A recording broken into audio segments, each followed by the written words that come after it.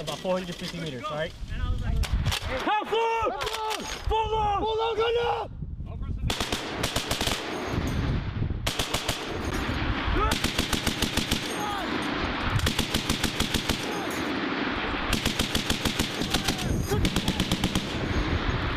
Fire!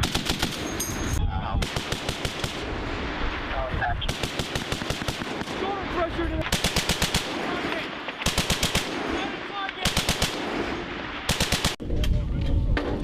the ball to the rear. Right here. You're going that much, you have to let it go like that. There.